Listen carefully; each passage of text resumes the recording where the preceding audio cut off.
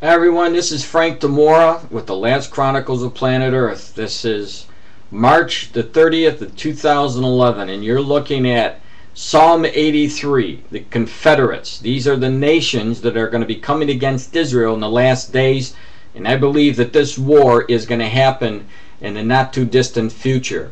Now, if you're looking at the screen, just count down 4. 1, 2, 3, 4, and you'll see the Hagarites or the Hagarenes. That's the Egyptians. They're numbered in the attack against Israel in the last days. The bordering nations around Israel are going to attack Israel in the last days. And we know that there's a lot of activity going on in the Middle East right now. And there's been a lot of shelling into Israel. We see the flotilla that's going to be coming down from Turkey.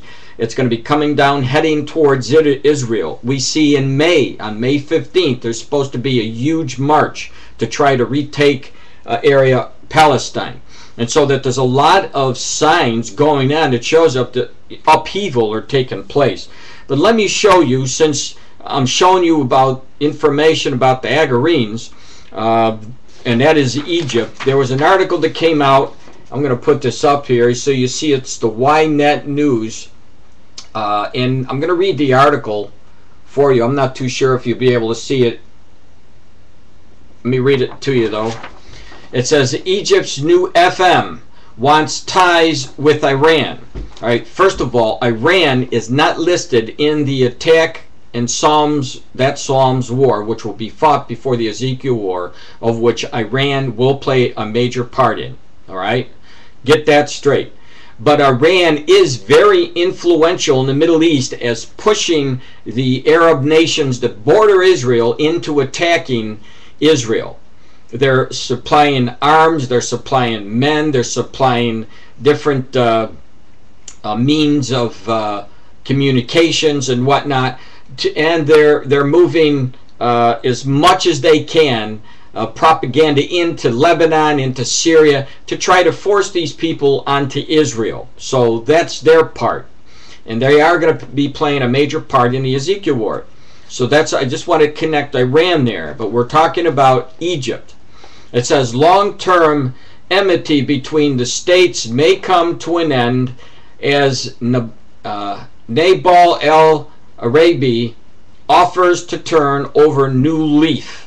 Egypt's new foreign minister, he said Tuesday that his country wants to promote ties with Tehran and that Cairo no longer sees Iran as its enemy. Now remember, Egypt had a peace agreement with Israel. It was established under Sadat from Egypt, who was the leader then, and Menachem Begin, who was the prime minister of Israel. That peace plan went into effect, I believe, in 1979 under Jimmy Carter, the President of the United States. It held into effect up until this year when Egypt banned against, during a Facebook campaign and internet campaigns to get their people together to march against Mubarak. And they managed to oust Mubarak. And now that Mubarak is out, we see Egypt, as you see in this article, making headway of making alliance with Iran. Iran is instrumental, and they've been calling for the nation of Israel to be wiped off the face of the map.